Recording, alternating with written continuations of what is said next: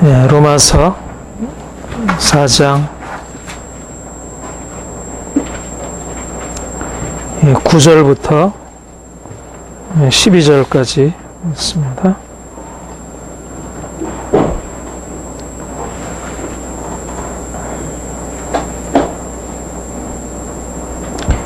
우리 함께 봉독하겠습니다. 그런즉 이 행복이 할례 자에게뇨 혹은 무할례 자에게더뇨 대저 우리가 말하기를 아브라함에게 그의 믿음을 의로 여기셨다 하노라. 은즉 이를 어떻게 여기시더니요 할례시냐 무할례시냐 할례시가 아니라 무할례시니라. 저가 할례의 표를 받은 것은 무할례시의 믿음으로 된 의를 미친 것이니 이는 무할례자로서 믿는 모든 자의 조상이 되어 죄로 의로 여기심을 얻게 하려 하심이라. 또한 할례자의 조상이 되었나니 그건 할례받을 자뿐만 아니라 우리 조상 아브라함의 무할례시에 가졌던 믿음의 자취를 좇는 자에게도 아니라. 아멘. 예. 사도 바울은 관리사무소에서 안내 말씀 드립니다. 내일 단지인의 외부 샤시 유리창 청소를 실시합니다. 해당 동은 109동, 110동이며 외부 샤시 및 유리창 청소 시 유의사항을 알려드리겠습니다. 1. 작업 당일 해당 동 창문을 닫아주십시오. 전에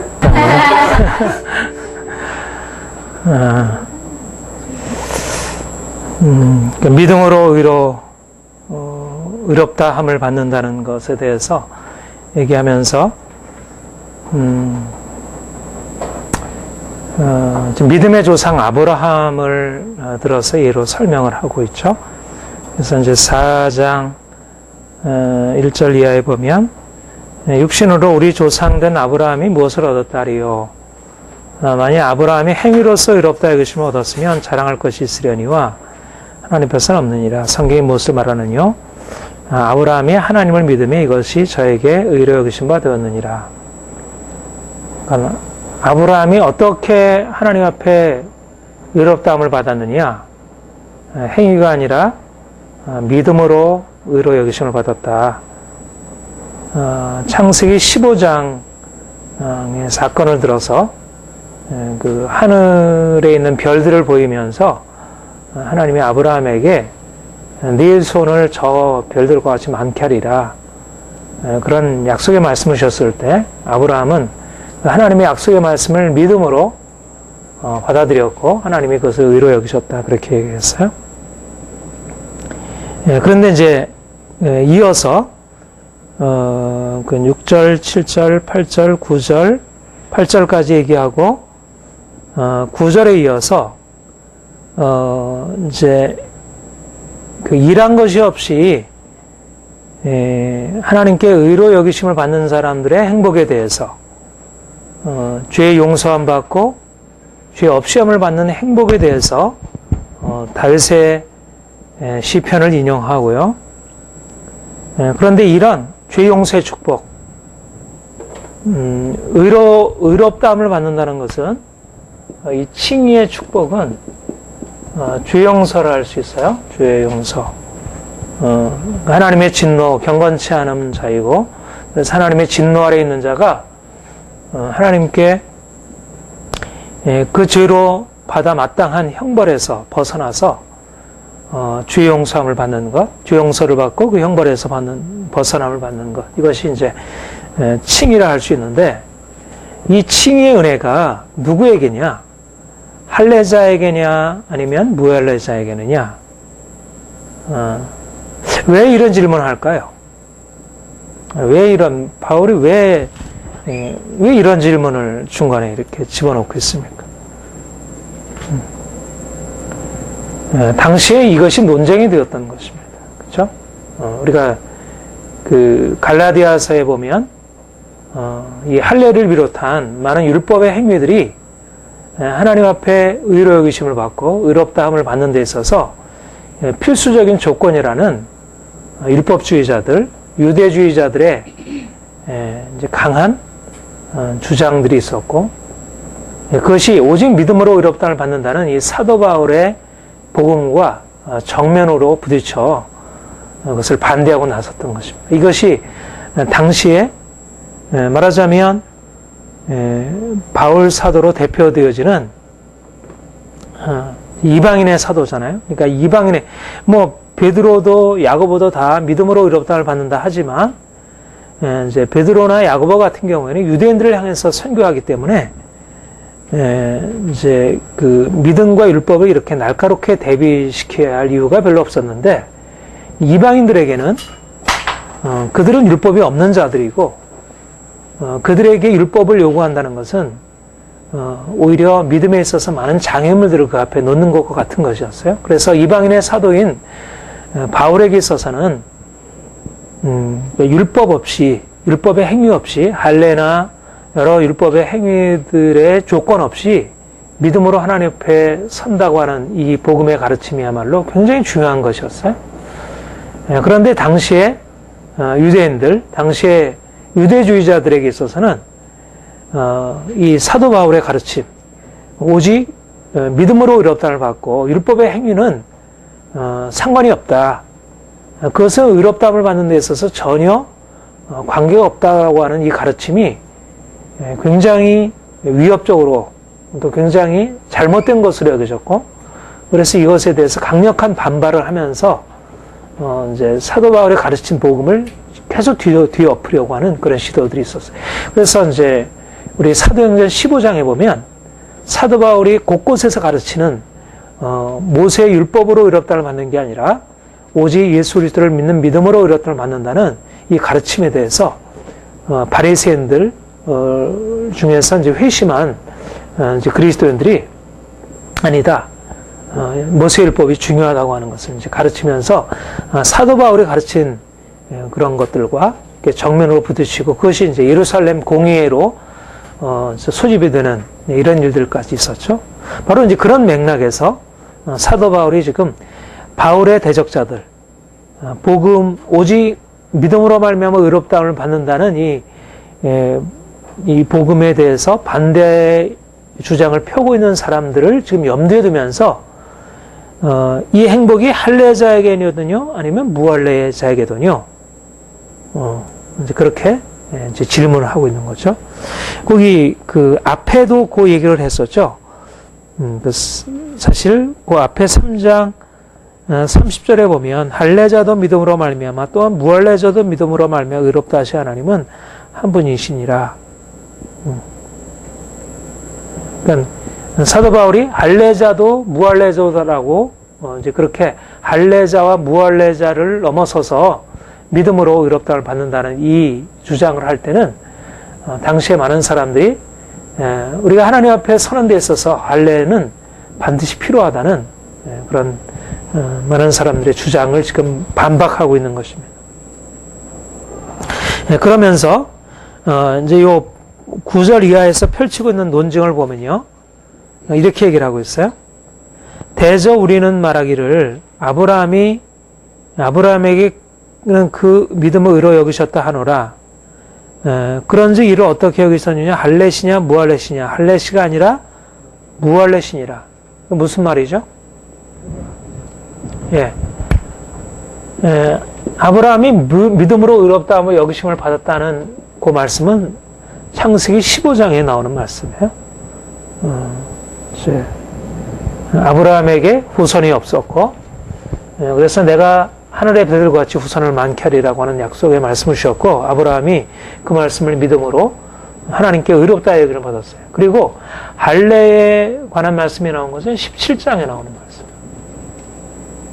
그래서 하나님이 아브라함에게 내가 너와 너 후손에게 언약을 세울 것이다. 그래서 언약의 표징으로 너와 모든 이스라엘 이제 너의 자후손들은 할례를 행하도록 해라. 그래서 할례의 의식을 그들에게 전해주셨어요. 그러니까 믿음으로 의로 여기심을 받은 이 15장의 사건이 있고, 할례의 의식을 제정한 17장의 사건이 있어요. 그렇다면 아브라함이 믿음으로 의롭다를 받았을 때는 할례를 받았을 때입니까? 받지 못했을 때입니까? 할례를 받지 못했을 때이죠. 그러니까 무할례시라는 것입니다. 무할례시에 그는 믿음으로 말미암아 의로 여기심을 받았다는 거죠. 그러니까 만약 아브라함이 할례를 받고 나서 그가 할례를 받았기 때문에 그가 하나님께 의로 여기심을 받았다면 할례라고 하는 것은 하나님의 의로 여기심을 받는 데 있어서 결정적으로 중요한 조건이 된다. 그렇지만 아브라함의 경우를 보라. 아브라함의 경우에 그가 의로 여기심을 받은 것은 할례 받기 이전에, 할례 의식을 하나님께서 제정하기 이전에 믿음으로 의로 여기심을 받은 것이 아니냐. 그러니까 믿음으로 의롭다움을 받는다는 것이 할례냐 무할례자냐 상관없이 오직 믿음만으로 되어지는 것이고, 이것은 할례와 무할례와 상관없는 것이다. 그렇다면 할례는 뭐냐? 11절에 그렇게 얘기를 하죠. 저가 할례를 표를 받은 것은 무할례 시에 믿음으로 된 의를 인친 것이니, 그랬죠. 할례는 뭐냐? 이미 의롭다 하심을 받은 것은 믿음으로 의롭다 하심을 받은 것이야. 이 할례는 뭐냐면 바로 이 믿음으로 의롭다 하신 것을 인친 것이 바로, 그러니까 할례라고 하는 것은 믿음의 의, 믿음으로 말미암는 의에 대한 인침이지, 그것이 먼저 전제 조건이 되고 믿음에다가 할례라는 것이 플러스 되어서 비로소 완성된 의로 여기심을 받는 게 아니고, 할례 없이 오직 믿음으로만 의로 여기심을 받았고, 할례는 믿음으로 의로 여기심을 받은 것에 대해서 인친 후속적인 조치에 불과하다. 그러니까 할례라고 하는 후속적인 인침의 사건이 없이도 이미 믿음으로 의롭다움을 받는 데 있어서는 문제가 없는 것이다. 이것을 이제 당시의 상황으로 이제 끌고 와서 얘기를 하는 것입니다. 그러니까 이방인들이 할례를 받지 않고 지금 예수를 믿었다. 그렇다면 예수님을 통해서 하나님을 알게 되었고 믿게 되었다. 그렇다면 그들이 믿음만으로 의로 여기심을 받을 수 있느냐? 아니면 거기에다가 할례라고 하는 것을 추가적으로 덧붙여야 비로소 의로 여기심을 받을 수 있는 것이냐? 바로 아브라함을 보아라. 아브라함의 경우에 그가 오직 믿음으로 의로 여기심을 받았고, 그리고 할례는 그 이후에 믿음을 인쳤다면 마찬가지로 이방인들이 믿음으로 말미암아 의로 여기심을 받는 것에서 아무런 문제가 되지 않는다. 그러므로 믿음으로 의로 여기심을 받고, 믿음으로 말미암아 주용성을 받고, 믿음으로 말미암아 우리가 하나님의 자녀가 되는 데 있어서 할례냐 무할례냐 하는 것은 상관이 없는 것이다. 이렇게 말씀하고 있는 것입니다. 이게 이제 바울이 아브라함의 할례 사건을 들어서 지금 이제 논증을 하고 있는 거죠. 이제 유대주의자들과 일종의 이제 보이지 아니하는 이제 어떤 논리적인 대결을 하고 있는 것입니다. 그러면 하나님이 아브라함에게 그 할례를 주신 목적, 할례의 의미는 무엇일까요? 여기서 믿음을 인친 것이라고 하는데 아브라함에게 하나님께서 할례를 주신 목적이 무엇일까요? 우리 창세기 17장 한번 찾아볼까요?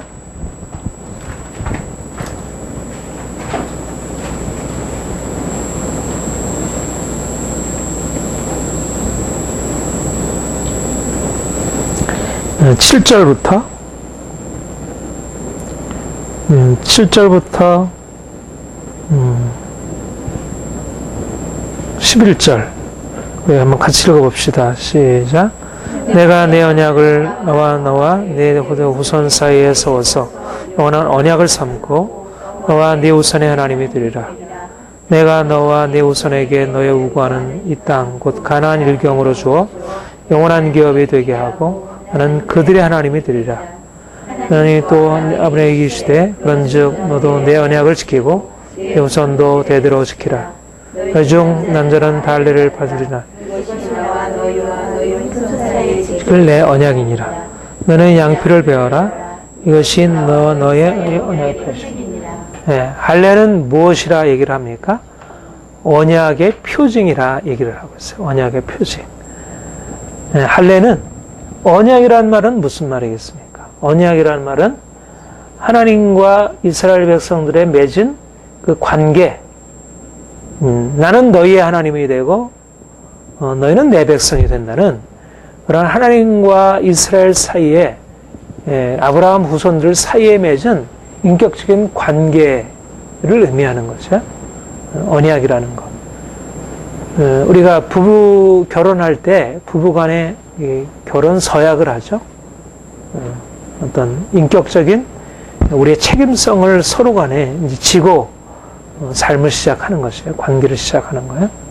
이 언약이라 함은 하나님이 이스라엘 백성들을 택하시고 부르셨을 때 굉장히 중요한 의미를 지니고 있어요.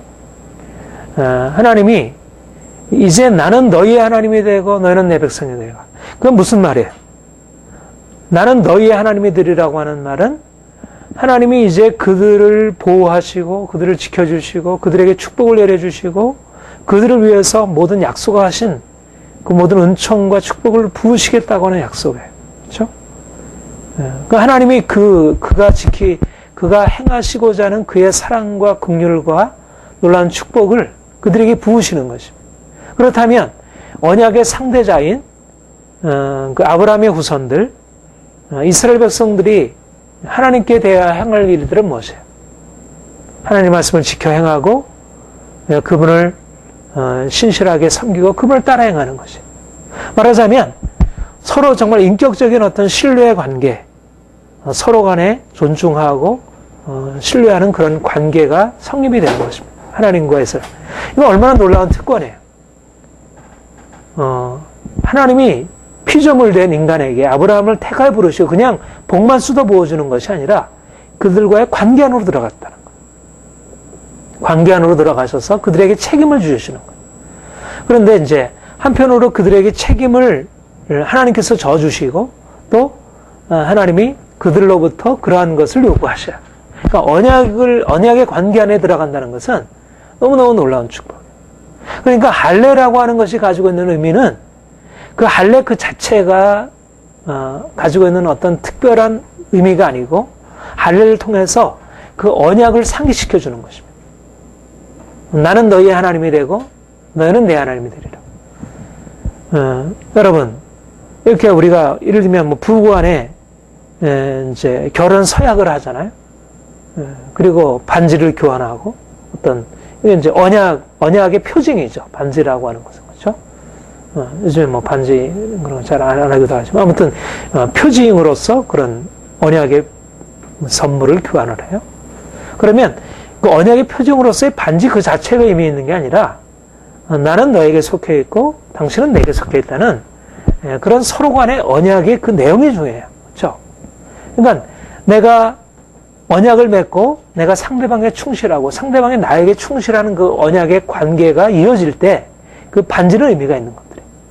근데 만약 남편이 아내와 그렇게 결혼 서약을 하고 그 언약의 표징으로서 반지를 교환했어요. 근데 시간이 지나면서 사랑이 식어지고 서로에 대한 어떤 뭐 의견의 차이와 성격 차이나 이런 것으로 인해서 부딪힘이 많아지고 갈등이 생기면서 서로에 대해서 불성실하게 되었어요. 그러면 서로 맺은 언약, 과거에 맺었던 언약과 서로 교환했던 그 반지, 그게 무슨 의미가 있겠어요? 내가 반지를 가지고 있기 때문에 상대방이 나에게 속해 있고 내가 상대방에 속해 있는 거 아니잖아. 이거는 서로 간의 그 언약을 상기시켜주는, 그 관계를 상기시켜주는 하나의 표징이고 인침인 거죠. 그러나 만약 그 내용이 사라져버렸다면 서로에 대해서 마음이 떠나버리고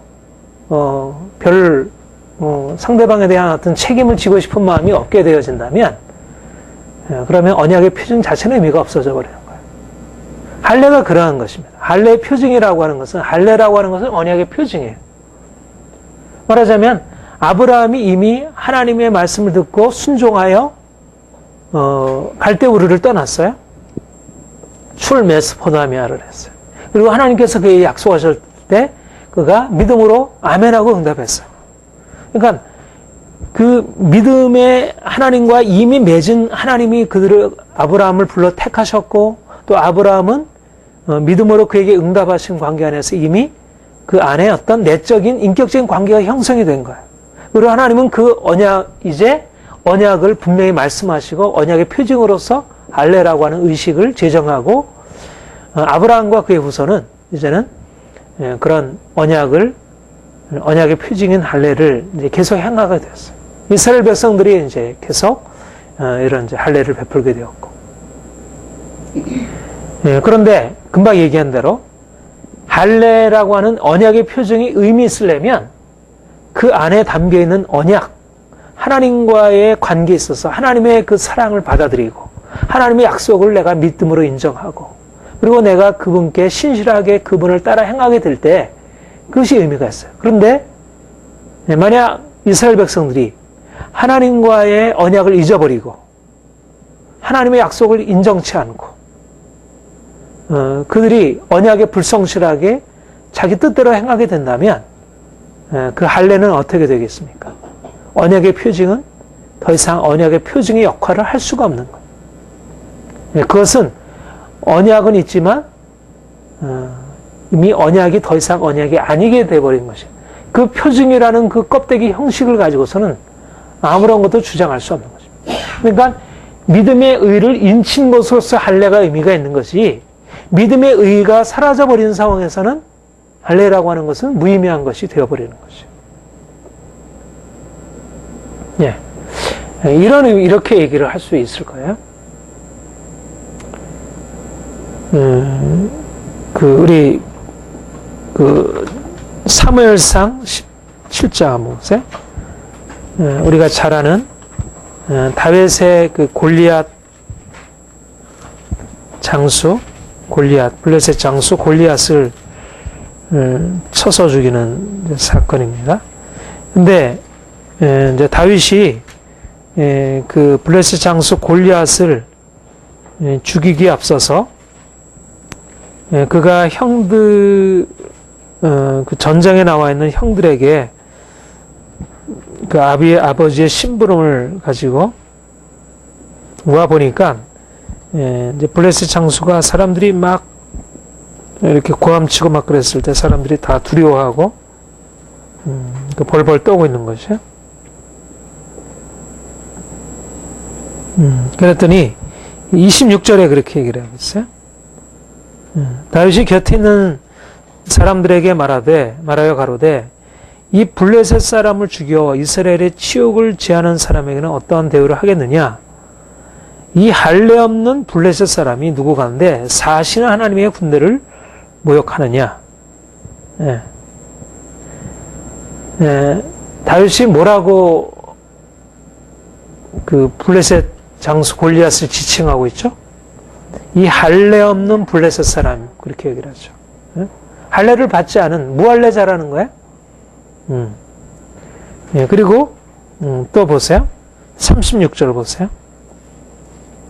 사울 왕 앞에서 그가 고백하기를 이렇게 얘기를 해요. 주의 종이 사자와 곰도 쳤은즉 사신의 하나님의 군대를 모욕한 이 할례 없는 블레셋 사람이리까 그가 그 짐승이 하나와 같이 되리이다. 또 가로되 여호와께서 나를 사자와 발톱과 곰의 발톱에서 건져내시니 이 블레셋 사람의 손에도 건져내시리이다. 하나님이 나를 사자와 곰도 쳐서 승리하게 했는데 이 할례 없는 블레셋 사람도 그와 같이 될 것이다. 이렇게 호언 장담하고 있어요. 다윗의 생각 안에는 무슨 생각, 이 할례 없는 블레셋 사람이라는 말 안에는 무슨 생각이 들어있습니까? 그는 지금 하나님의 언약을 기억하고 있는 거예요. 나는 너희 하나님이 되고 너희는 내 백성이 되리라는 그가 나는 할례를 가지고 있는 자인데 내게는 하나님의 언약이 있는 자이다. 하나님이 나와 함께 하신다. 저들에게는 할례가 없다는 것, 하나님의 언약이 저들에게는 주어져 있지 않다. 그런데 어떻게 하나님의 언약 아래 있는 하나님 백성인 나와 하나님의 언약이 없는 하나님을 대적하고 있는 저 블레셋 장수와의 대결에서 어떻게 우리가 패배할 수 있겠느냐? 우리는 할례자이고 저는 무할례자인데 할례자와 무할례자가 어떻게 동등한 대결을 펼칠 수 있겠느냐? 우리는 하나님의 백성이고 그들은 하나님이 없는데, 우리에게 하나님의 약속이 있고 하나님의 은총이 있고 보호가 있는데 어떻게 할례 없는 자들과 우리가 동일한 입장에 서 있겠느냐? 이게 할례의 의미라는 것입니다. 그러니까 본래적으로 할례가 가지고 있는 의미는 바로 다윗의 고백과 같은 의미에서 할례 그 자체가 아니라 할례를 통해서 지시가 되는 하나님의 언약, 하나님의 사랑과 하나님의 보호와 하나님의 능력과 함께 하심. 그러니까 다윗과 같은 믿음의 고백을 가지고 있는 자라야 사실상 할례가 의미가 있는 것이지, 아브라함 같은 믿음의 고백을 가지고 있는 자라에게라야 사실은 할례가 의미가 있는 것이지, 아브라함과 같은 믿음, 다윗과 같은 믿음이 없는 자에게 할례는 아무런 의미가 없었던 것이죠. 당시에 이스라엘 백성들이 어땠어요? 이스라엘 군대가 그들이 할례를 받지 않았습니까? 그들은 다윗과 똑같이, 다윗의 형들도 사울도 그 모든 이스라엘 군대가 다 할례를 받은 백성들이었어요. 할례를 받은 자들의 군대, 하나님의 군대였어요. 그러나 그들은 할례가 가지고 있는 그 언약의 능력, 언약에 가지고 있는 그 놀라운 것들을 전혀 알지 못했고 그것을 전혀 경험하지 못했던 것입니다. 할례의 표징은 가지고 있었지만, 언약의 표징은 있었지만 언약을 실제적으로 그들의 마음속에 믿지 못함으로 언약을 누리지 못했다는 거죠. 그러니까 중요한 것은 할례냐 무할례냐가 아니라 할례자이면서도 할례를 믿지 못한다면, 언약을 믿지 않는다면, 언약 안에 거하지 않는다면 그것은 무할례 같이 되어진다. 중요한 것은 할례 그 자체보다 할례를 통해서 하나님이 이스라엘 백성들에게 말씀하시는 그 언약의 사실, 그리고 그것을 믿는 믿음이라는 것, 이것이 바로 본래적으로 사실 할례가 가지고 있는 의미였어요. 그런데 이제 당시의 이스라엘 백성들은, 당시의 유대인들은 바로 본래적으로 할례가 믿음으로 말미암는 의를 인친 것이고 언약의 표징이 된다는 의미들을 잃어버리고, 마치 할례 그 자체를 가지고 있으면 그들이 하나님 앞에서 아브라함의 자손들로 그들이 인정받을 수 있는 것으로, 세례요한이 그렇게 얘기를 했죠. 너희가 스스로를 아브라함의 자손이라 그러느냐? 하나님이 이 돌들로도 아브라함의 자손을 만들 수 있을 것이다. 그들은 자신들의 할례를 받은 할례자들이고 아브라함의 자손이고 그들은 모세 율법을 가지고 있고 그렇게 자랑하고 있지만 그 할례 그 자체가 중요하지 않다는 것. 할례의 언약은 하나님과의 진정한 믿음의 관계, 하나님을 사랑하고 하나님의 사랑을 받는 사람들에게만 의미가 있다는 것. 본래적으로 아브라함에게, 모세에게, 다윗에게 하나님께서 말씀하시고 행하셨던 것은 그런 일이었습니다. 그런데 사실은 이스라엘 역사 가운데서 이 본래적인 의미가 많이 감춰져 있었고, 예수님 당시에도 그것이 감춰져 있었고, 또 바울 당시에도 감춰져 있었고, 사람들은 할례 의식 그 자체가 그들로 하여금 하나님과의 관계를 보장해 주는 것처럼, 그들이 이방인보다 어떤 다른 특권을 가지고 있는 것처럼 그들이 이렇게 오해하도록 만들었다는 거죠. 그것을 이제 그래서 사도 바울이 할례자냐 무할례자냐는 것은 그렇게 중요한 것이 아니다. 중요한 것은 할례를 통해서 표현되어지는 그 안에 있는 믿음이지. 우리가 2장에서도 그 말씀이 있었죠. 2장 다시 한번 봅시다.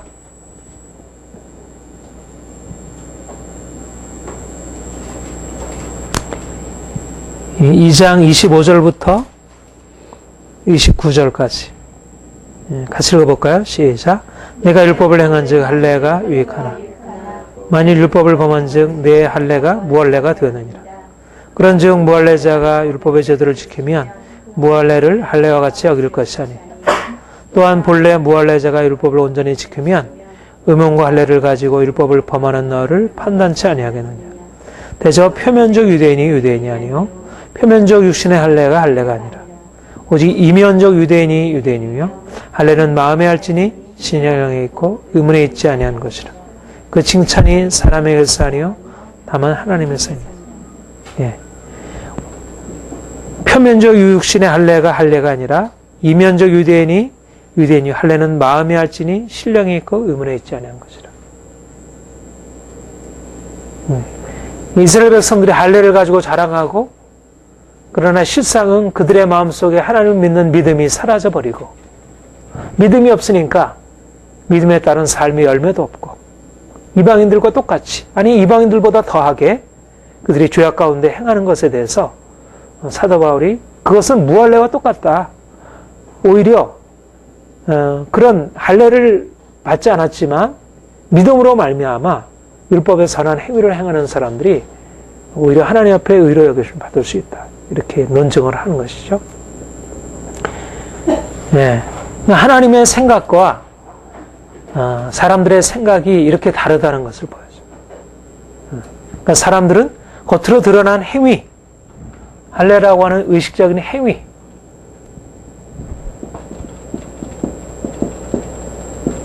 의식, 형식. 사람들은 이게 너무너무 중요해요. 그런데 이것을 넘어서서 어떻게 믿는 믿음이냐? 믿음에 따른 행위냐? 중요한 것은 이런 드러난 겉으로 드러난 외적인 행위들, 신분들이 아니고 그 안에 하나님과의 관계, 그 언약적인 관계 안에서 갖게 되는 믿음과 행위. 이거는 기본적으로 예수님도 말씀하신 것이고 사도 바울도 말씀하고 구약부터 일관되게 내려오는 거예요. 바로 이 부분에 대한 성경의 기본적인 원리가 이것이에요. 사람들은 겉으로 드러난 행위에 따라서 스스로 판단하고 다른 사람을 판단한다면 주님은 겉으로 드러난 행위가 아니라 어떻게 하나님을 알고 하나님을 믿는 믿음으로 그들이 살아가느냐 하는 그것을 이제 말씀하시는 거죠. 자, 우리 마태복음 23장 한번 봅시다. 예수님이 바리새인들의 율법적인 행위에 대해서 책망을 하면서 이렇게 말씀을 하고 있습니다. 23절 한번 같이 볼까요? 시작.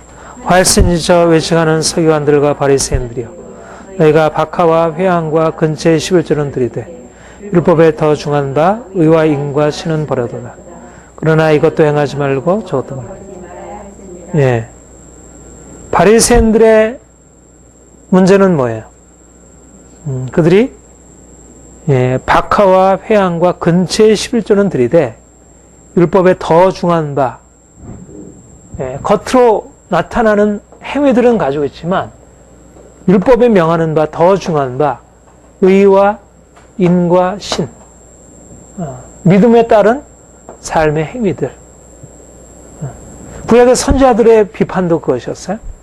그들이 제사 행위를 하고 여러 가지 종교적인 행위를 지켜 행하지만 그들의 마음속에 하나님을 사랑하고 이웃을 사랑하는 그런 의와 인과 신을 잃어버린 것입니다. 지금도 하나님이 우리에게 오셔서 판단하시는 것이 것입니다. 우리가 가지고 있는 행위가 어떠하느냐가 아니라 우리가 어떻게 하나님을 우리와 언약을 맺으시고 우리에게 찾아오시고 우리에게 말씀하시고 우리에게 진정한 관계 안에 함께하기를 원하시는 그 하나님에게 응답을 하고 있느냐. 주님이 바라보시는 것은 우리의 겉으로 드러난 행위가 아니라 주님과의 그 깊은 관계 안에서 우리의 마음이 어떻게 주님을 향하고 그 주님을 향하는 마음 속에서 우리의 삶이 나타나고 있는가. 주님이 그렇게 보신다는 거죠.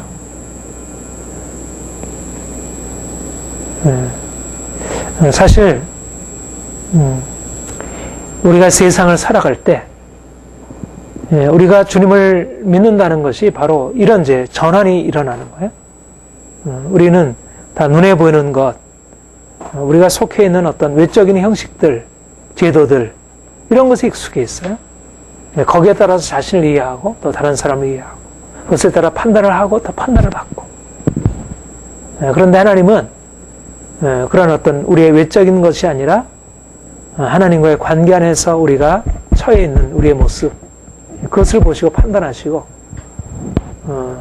우리의 중심을 보시고 우리의 외모를 보시지 아니하시고 중심을 보시고. 그래서 우리의 관점이 우리가 주님을 더 알아갈수록 우리가 외적인 것을 보는 것에서 이제 보자 주님을 향하게 되고 주님 안에서 우리의 내면을 살피게 되는 거예요. 우리가 내면이 주님 앞에서 어떻게 옳고 흠없이 되어지는가, 그것을 바라보는 거죠.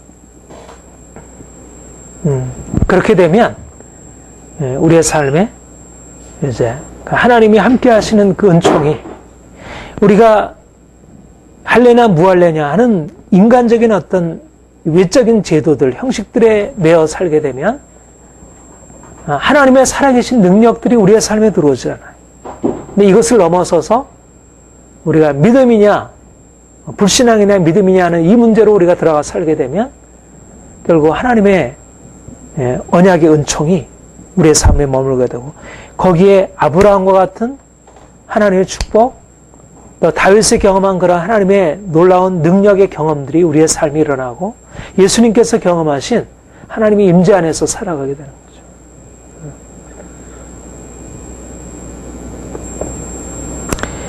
거죠. 사도 바울은 그래서 이 할례와 무할례자에 대한 이 언급에서 여러 차례에 걸쳐서 할례와 무할례가 우리 신앙생활에 중요한 것이 아니라고 하는 것을 거듭거듭. 근데 이것은 굉장히 사실 이 당시 상황에서는 사람들에게 걸림돌이 되는 얘기였어요. 특별히 유대인들에게는 굉장히 큰 걸림돌이었어요. 할례와 무할례라고 하는 것은 그들의 정체성에 해당되는 일이고, 결국 하나님과의 관계를 이렇게 경계선을 그어주는 얘기였어요. 하나님과의 관계 속에 있느냐 아니면 하나님과의 관계 밖에 있느냐를 경계선을 그어주는. 그러나 할례와 무할례자가 그게 별로 중요하지 않다는 것은 당시의 유대인들에게 너무나 큰 걸림돌이 되는 얘기였습니다. 그런데 사도 바울은 할례와 무할례가 아무것도 아니라, 그런 구분이 별로 중요하지 않다. 중요한 것은 우리가 믿음으로 주 앞에 서는 것이지 할례와 무할례는 아무것도 아니라, 여러 차례에 걸쳐서 말씀하고 있는 것을 보게 됩니다. 자, 우리 갈라디아서 한번 봅시다.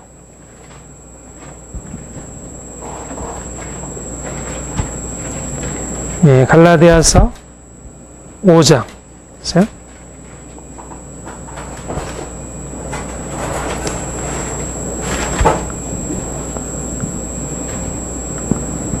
음. 5장 6절.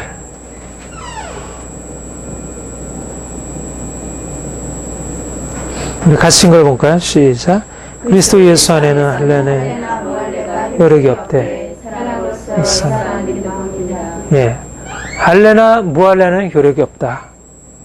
당시에 유대인들이 할례를 받아야 된다. 우리가 단지 믿음으로만 가지고는 되지 않는다. 할례를 받아야 한다. 그런 주장과 가르침을 펼치고 있었는데, 사도 바울은 할례와 무할례는 아무런 소용이 없다. 단지 중요한 것은 사랑으로 역사하는 믿음뿐이다. 할례자이든 무할례자이든 그가 진정으로 하나님을 믿고 있느냐, 또 믿음으로 말미암아 사랑의 삶을 살고 있느냐, 이게 중요하지 내가 할례를 받았느냐 할례를 받지 않았느냐 중요한 것이 아니다. 또 6장 보세요. 6장 13절부터 15절 같이 읽겠습니다. 할례 받은 자유라도 스스로 율법은 지키지 아니하고 여러 할례를 받게 하는 것은 너희 육체로 자랑하게 하랍니다. 그러나 내게는 우리 주 예수 그리스도의 십자가 외에 결코 자랑할 것이 없다. 그래서 말미암아 세상이 나를 대하여 십자가 못 박히고 또 내가 또한 세상에 대하여 그러하니라. 할례나 무할례가 아무것도 아니로되 오직 새로우심을 할례나 무할례가 아무것도 아니로되 오직 새로 지으심을 받은 자뿐이라. 아까 사랑으로 역사하는 믿음뿐이니라. 새로 지으심을 받은 뿐이라. 무슨 말이에요? 할례와 무할례는, 할례라고 하는 의식은 이미 지나간 것인 것입니다. 옛 것인 것이죠. 이제 그리스도 안에서 새로운 창조, 새로운 사람. 할례라고 하는 육체의 의식, 육체의 표징. 이것은 하나님과 언약을, 이스라엘 백성들과 하나님과의 언약을 상기시켜주는 표징으로서 나름대로 의미가 있었지만, 그러나 이제는 이 표징을 넘어서서 이 표징이 의미하는 바, 본래적인 예수 그리스도. 이제 예수 그리스도, 이것이 이 표징, 할례의 표징, 이 언약이죠. 하나님과 이스라엘 백성들의 언약이에요. 근데 이 언약은 어떤 언약입니까? 사실 옛 언약이었어요. 할례가 지시하는 것은 하나님과 이스라엘 사이의 옛 언약의 표정이었어요. 그런데 이제는 그리스도 안에서 새로운 언약, 하나님과 교회 사이에 새로운 언약이 선포되고 시작이 된 거죠. 이제는 할례냐 무할례라는 언약의 표징 그 자체가, 또는 할례를 통해서 지시되고 있는 그 옛 언약 그 자체도, 그것도 넘어서서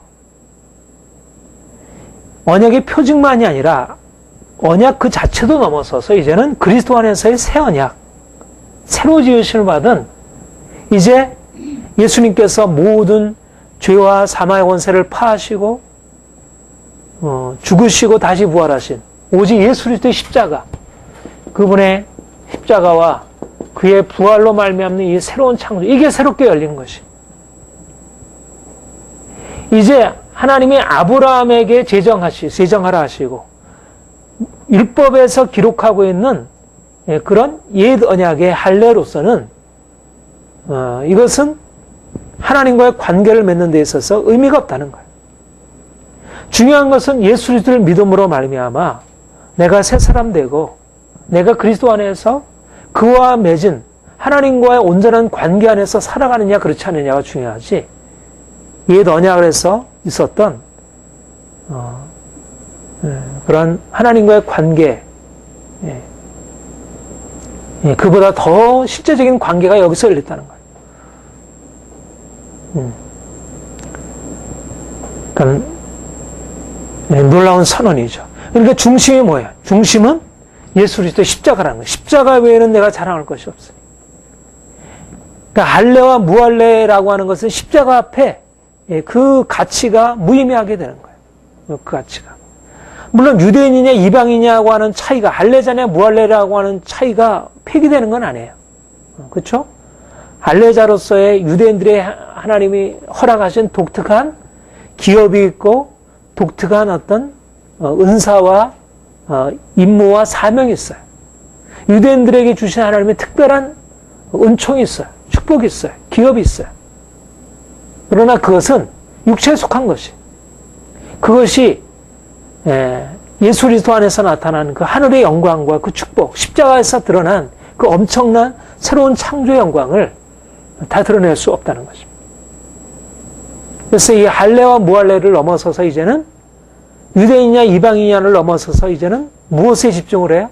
예수 그리스도, 그분의 십자가, 그분의 십자가 앞에서 내가 죽고 내가 그리스도 안에서 다시 사는 것이 중요하지, 내가 할례를 받았느냐 할례를 받지 않느냐 하는 것은 중요하지 않다는 것이에요. 우리의 신앙생활에서 아주 중요한 것입니다. 아주 중요한 것이에요. 우리가 가지고 있는 판단에, 우리가 대부분 판단하고 씨름하고 있는 문제들은 대부분 여기에 속한 것들이에요. 육체에 속한 것들이에요. 그리고 옛 언약에 속한 것들이에요. 이스라엘로 말하자면 지나간 것들이에요. 눈에 보이는 것들입니다. 그런 것으로 우리가 판단하고 거기에 대해서 의미를 부여해요. 그런데 정작 우리에게 중요한 것은 그런 외적으로 드러나는 것들이 아니고 이제 그리스도 안에서 우리에게 주어진 새로운 창조. 우리가 이제 하나님의 자녀가 되었고 이제는 하나님이 그리스도 안에서 행하신 우리를 죄에서 거듭나게, 죄에서 벗어나게 하고 자유케 하고 이제는 그리스도의 그 풍성한 생명을 누리게 하는 이 놀라운 은총이 우리에게 열려져 있다는 거예요. 우리 그분 안에서 살아가는 것이 우리의 전부인 거예요. 그러니까 사도 바울에게는 말하자면 이 지나가는 이 그림자, 이건 그림자에 속한 것입니다. 이건 하나의 비유이고 모형에 속한 것들이에요. 이제 새날이 밝아왔어요. 새로운 시작이 도래가 되었어요. 이제는 빛이 왔어요. 이제는 참된 것이 진리가 도래했어요. 예수님의 십자가 부활을 통해서. 근데 사람들이 여전히 할례냐 무할례냐에 초점을 맞춰서 인생을 평가하고 그렇게 가르고 당신은 유대인이고 나는 이방인이고 당신은 이방인이고 나는 유대인이고 그런 인간적인 어떤 차이들 이런 것 속에서 스스로 자기 정체성을 붙들고 있는 거예요. 근데 그것은 중요한 것이 아니다. 이제는 그런 인간적인 차이들 이것은 하나의 비유나 그림자에 불과하고 이제는 그 차이를 넘어서서 예수 그리스도 안에서 참이 도래했다. 유대인이든지 이방인이든지 할례자이든지 무할례자이든지 이제는 그리스도 오직 예수 그리스도 안에서 그가 새롭게 되었다는 사실이 중요하다. 자, 고린도 전서 7장 보세요. 여기도 할례나 무할례냐 또 그 말이 있다. 이 할례나 무할례라고 하는 말이 3번 나오는데 갈라디아서에서 2번 나오고 여기도 나옵니다.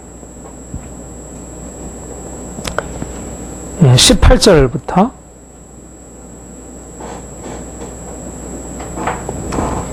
24절까지 우리 같이 한번 읽어봅시다. 시작. 할례자로 부르심을 받은 자가 있느냐 무할례자가 되지 말라. 무할례자로 부르심을 받은 자가 있느냐 할례를 받지 말라. 할례를 받는 것도 아무것도 아니요 할례 받지 않는 것도 아무것도 아니로되 오직 하나님의 계명을 지킬 따름이라. 각 사람이 부르심을 받은 그 부르심 그대로 지내라. 네가 종으로 있을 때 부르심을 받았느냐 염려하지 말라. 그러나 자유할 수 있거든 차라리 사용하라. 주 안에서 부르심을 받은 자는 종이라도 주께 사유한 자유자. 또 이와 같이 자유의 자를 부르실 때 부르심을 받은 자는 그리스도의 종이라. 이는 값으로 사신 것이니 사람들의 종이 되지 말라. 얘들아 각각 부르심을 받은 그대로 하나님을. 여기에 할례와 무할례가 아무것도 아니다. 그건 중요하지 않다. 중요한 것은 믿음이다. 사랑으로 역사하는 믿음이다. 새로운 창조함을 받은 새로운 피조물이 중요하다. 이렇게 얘기를 하고 여기는 할례 받는 것도 아무것도 아니고 할례 받지 않는 것도 아무것도 아니라다. 하나님의 계명. 여기도 마찬가지죠. 하나님의 계명을 지킬 따름이니라. 중요한 것은 할례냐 무할례냐가 아니라 사랑으로 역사하는 믿음이다.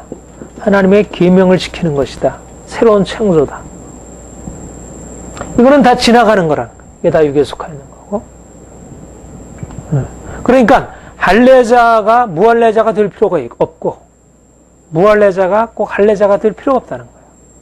그게 만약 내가 예수 그리스도 안에서 새롭게 되는 데 있어서 내가 십자가의 은혜에 참여하고 부활의 은혜에 참여하는 데 있어서 내가 의롭다함을 받고 내가 거룩하게 되고 내가 영광스럽게 변화되는 데 있어서 그게 중요하다면 무할례자가 할례를 받아야 하고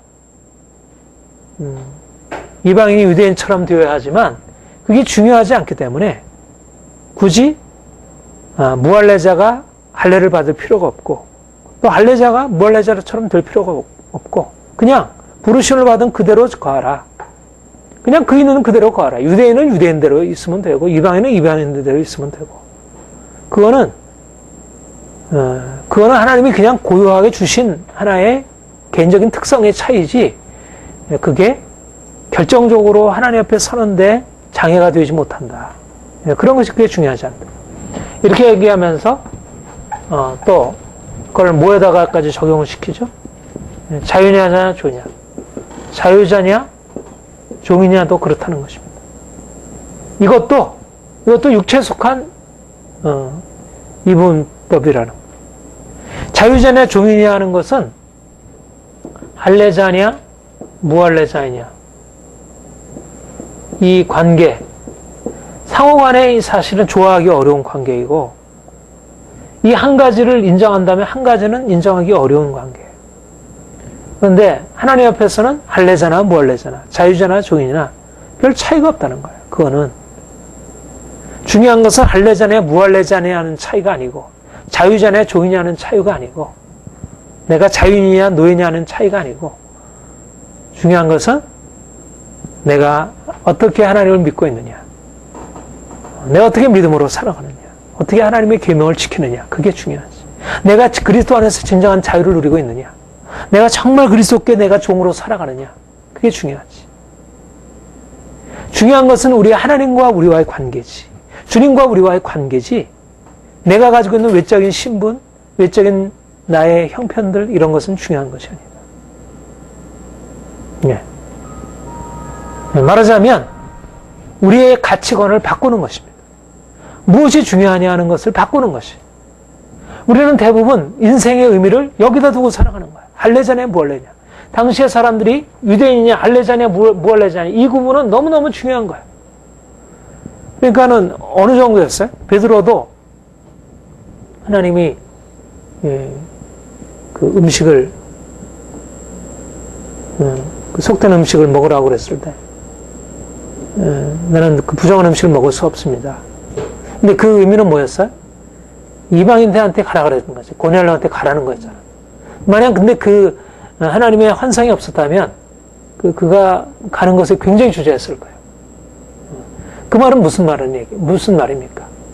하나님께서 그 환상을 보여주시면서 베드로를 고넬료로 보내셨다는 얘기는 당시에 유대인과 이방인 사이에 놓인 이 엄청난 장벽과 그 담을 말해주는 거예요.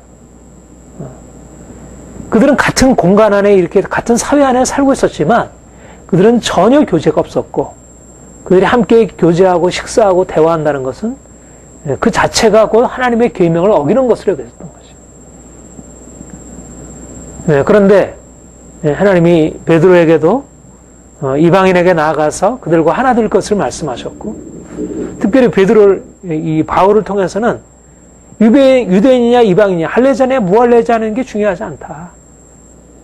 그러니까 중요하지 않으니까 교제하는 건 문제가 되지 않고, 그동안에 유대인들로 가지고 있었던, 할례자로 가지고 있었던 모든 특권들을 다 내려놓는 것이고, 또 무할례자에 대한 어떤 그동안의 경멸과 어떤 이 경계와 경계심과 그 거리감과 이런 것들을 깨뜨리고 그 안으로 들어가서 하나 될 것을 요구하는 것이고. 그러니까 얼마나 큰 혁명적인 변화예요.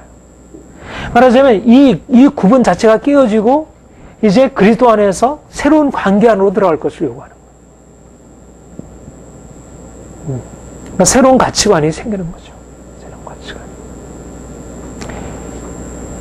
가치관. 사도 바울이 무할례자에게도 믿음으로, 할례자에게도 믿음으로 말미암아 의롭다함을 받는다는 이 선언 안에는 사람들이 가지고 있는 그 오래된 가치관들, 그 정말 딱 굳어진 그 가치관들을 깨뜨리고, 이제 너희가 가지고 있는 그동안의 전통적인 그 생각을 깨뜨려버리고 이제는 하나님의 생각으로 다시 바꾸어라.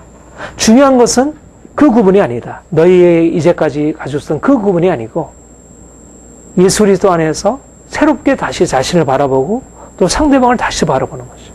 나를 누구냐를 인정하는 거, 내가 나를 유대인으로 인정하는 거, 내가 자유자로 나를 인정하는 거, 이런 것은 큰 중요한 것이 아니라는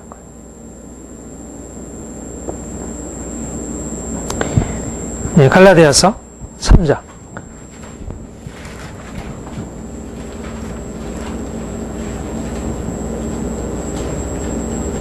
25절부터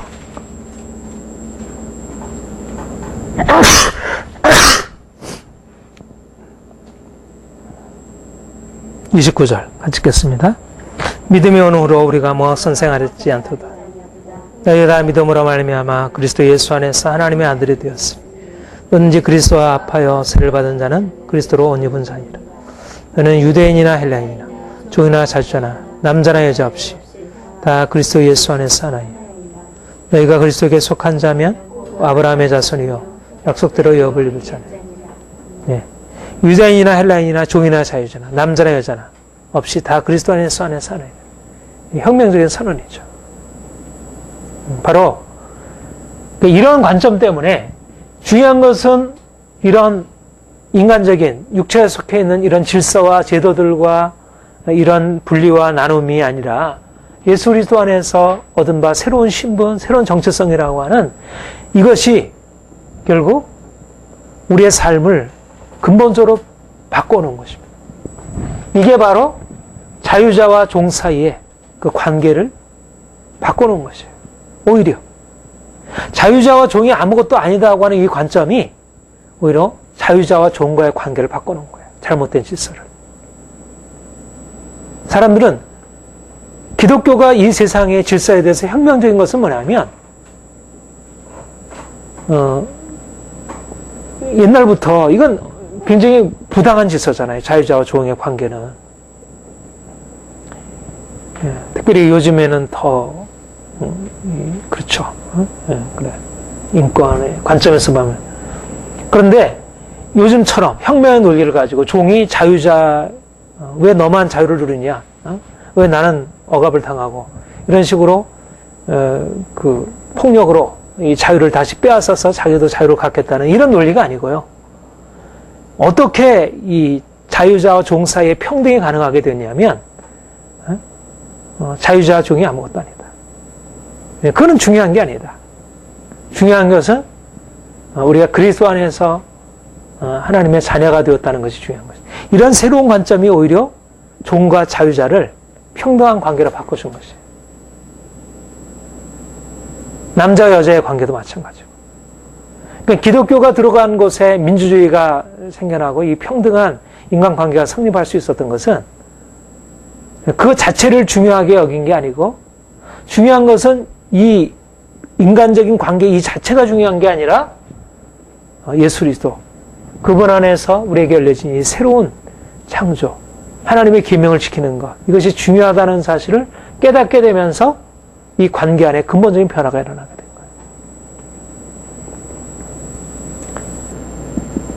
거예요. 저는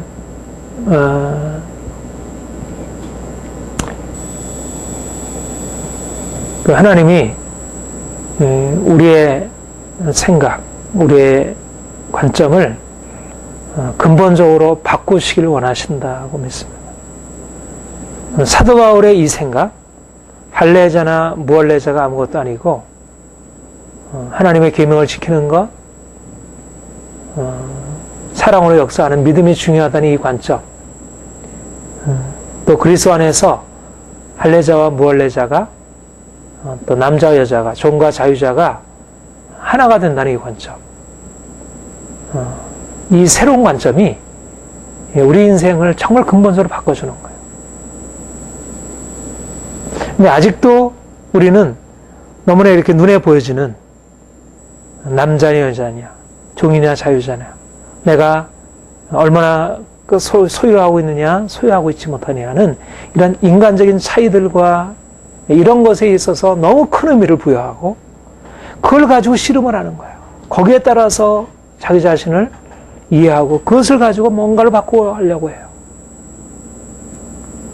그런데 주님은 가난하든 부하든 그게 중요하지 않다. 내가 권력을 가지고 있든 다른 사람 밑에서 내가 종노릇 하고 있든 그건 중요하지 않다. 남자든 여자든 그건 중요하지 않다. 중요한 것은 내가 예수 그리스도 안에서 하나님의 자녀가 되었다는 것. 내가 하나님과의 언약 관계에 들어가게 되었다는 것. 하나님이 나를 사랑하신다는 것. 그리고 내가 하나님을 사랑하고 그분의 계명을 따라 사용한다는 것. 이게 중요한 것이지. 그래서 우리의 중요성이 이쪽에서 이쪽으로 옮겨지게 되었을 때 그때 비로소 우리 인생 안에 놀라운 변화들이 나타나게 되는 것이에요.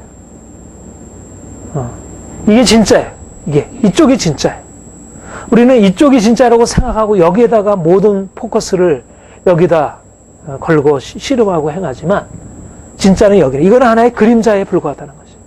남자 여자와의 차이, 종과 자유와의 차이, 가난한 자 부자와의 차이, 이런 것은 하나의 지나가는 것, 그림자 모양에 불과한 것이에요. 이제 예수 그리스도께서 우리를 위하여 오셨다는 것, 그가 우리를 위해 십자가 지셨다는 것, 내가 죄인일지라도 그분께 나아가서 내가 용서함 받는다는 것, 부자도 그렇게 용서함 받고 가난한 자도 용서받고,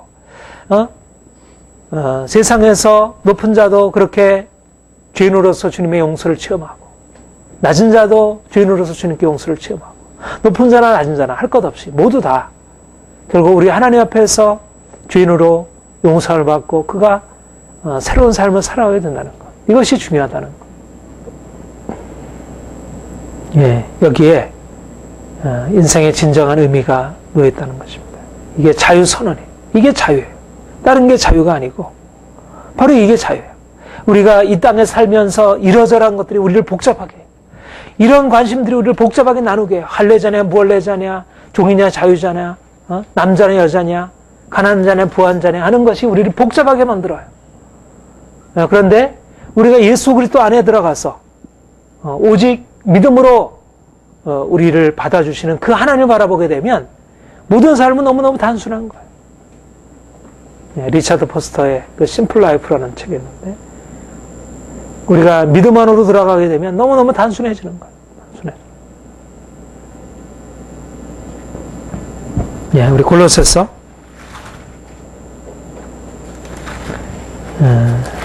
2장 봅시다.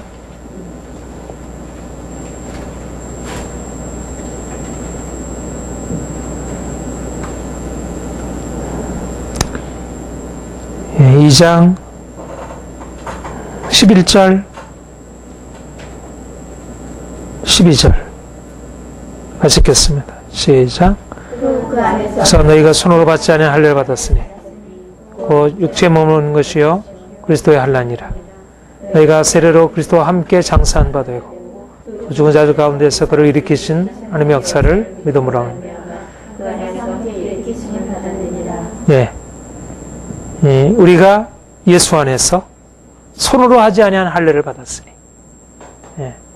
할례자든 무할례자든 손으로 행한 할례자들이 있고 손으로 할례를 받지 않은 자들이 있다면 이방인이든 유대인이든 이미 손으로 행하지 아니한 할례를 받은 자들이다. 그리고 육적 몸을 벗고 이제는 그리스도와 함께 연합하여 함께 죽고 함께 다시 살리심을 받은 자라. 근본적인 차이를 폐하고 이젠 그리스도 안에서 동일한 믿음, 동일한 소속, 동일한 가치관, 동일한 세계관을 살아갈 수 있도록. 우리가 인간적인 차이를 가지고 있지만 각 사람의 특성이 다 있잖아요. 각 사람이 다 다르지만 그러나 우리는 이 특성의 차이를 넘어서서 우리에게는 동일한 할례의 표지가 있다. 마치 이스라엘 백성들이 할례의 언약 아래서 그들이 하나 된 어떤 유니티를 형성하고 있었듯이 이제는 그런 육체로 행한 할례자들이 아니라 우리는 무할례자들이지만 우리가 할례가 없는 백성들이지만 그러나 이제는 그리스도 안에서 손으로 행하지 않은 할례를 받은 자들이고 그래서 우리 모두는 그리스도 안에서 연합한 자들이라는 거죠. 그래서 우리는 이제 유대인들이 가지고 있었던 어떤 이런 특권의식과 비교해서 그보다 더 높은 하나님의 새로운 언약. 할례의 표징은 뭐라고 그랬어요? 할례의 표징은 하나님과 언약이라고 그랬어요. 언약. 우리가 세례를 받은 것은 할례와 유사한 의미를 가지고 있어요. 그런데 세례 그 자체가 우리를 하나님과의 관계로 이끌어가는 게 아니고 우리가 이제 하나님과의 관계 안에서 살고 있다는 사실을 보여주는 거예요. 그래서 날마다 우리가 예수 그리스도와 함께 죽고 함께 예수 그리스도와 함께 다시 산 그런 새로운 인생을 살아가는 거죠. 그 3장 보세요. 3장 10절, 11절 같이 읽겠습니다. 시작. 새 사람을 입었으니 이는 자기를 창조하신 자의 형상을 좇아 지혜까지 새롭게 하심을 입은 자니 거기는 헬len이나 유대인이나 할례당과 몰례당이나 야인이나 스비딘이나 주이나 자유이나 분별이 없으시오. 오직 그리스도는 만유시요 만이 아닌 것입니다. 예. 동일하게 계속. 그러니까 사도 바울의 이 사상이 얼마나 이렇게 그니 요 할례자 무할례자를 넘어서서 예수 그리스도 안에서 이미 하나가 되었고 새롭게 지시를 받았다고 이 사실이 어떻게 계속해서 퍼져나가고 있는 것을 보게 되죠. 우리가 이제는 옛사람을 벗어버리고 자기를 창조하신 자의 형상을 쫓아 지기까지 새롭게 창조함을 받은 자라. 이 새 창조 안에는 헬라인이든 유대인이든 할례자이든 물례자이든 야인이든 이 수부디아인은 아주 제일 그 야만인 중에 야만인이라 그래요. 그런 종이든 자유자든 이 극단적인 헬라인과 유대인 그보다 더 못한 야만인 정말 비교가 안 되는 자들조차도 이제 그들이 예수 그리스도 안에서 거듭나고 할례를 받기만 한다면 손으로 행하지 할례를 받았다면 그들에게는 예수 그리스도가 만유이시고 모든 것 되신다. 이것이 우리에게 주어진 놀라운 특권이 근처입니다. 할례자와 무할례자 만약 이 은혜가 없다면 우리는 변두리에서 변두리 그리스도인밖에 될 수 없을 거예요. 그렇죠? 우리는 할례자 진짜 그리스도인이 있고 2차적인 무할례자 그리스도인밖에 돼요. 그러나 하나님이 우리를 그 모든 그 계급을 철폐하시고 모든 신분의 차이를 철폐하시고 우리를 당당히 하나님의 사랑받는 자녀의 반열에 우리를 올리시고 우리가 날마다 이 은혜를 기뻐하고 우리가 이방인으로 하나님의 자녀가 되었지만 그러나 우리 안에 십자가의 은혜 그 부활의 은총 새롭게 지으심 받은 이 은총 우리가 하나님의 자녀로서 하나님을 찬양하고 경배하고 섬기고 하나님의 축복을 온 열방에 나타내고 열방 가운데 할례 없는 자를 향하여 할례 없는 자들이 우리가 어떻게 우리를 행하리요? 그럴 수 없지 않느냐? 우리가 그렇게 말해서 다윗처럼 할례 없는 세상 사람들이 하나님의 언약 아래 있는 우리를 어떻게 해야 할 수 있겠느냐? 이렇게 우리가 담대하게 나설 수 있는 거예요. 우리는 이미 그리스도 안에서 우리가 인간적인 신분이 어떠하든지 간에 우리에게는 놀라운 하늘의 은총이 특권이 주어져 있는 거예요. 특별한 어떤 은혜가 우리에게 부어져 있는 것입니다. 이것이 믿음으로 말미암는 의라 이렇게 말할 수 있을 것입니다. 더 이런 사도 바울의 이러한 관점 할례와 무할례를 넘어서서 주어지는 은혜에 관한 이 관점을 우리가 깨닫고 소유하기를 바랍니다.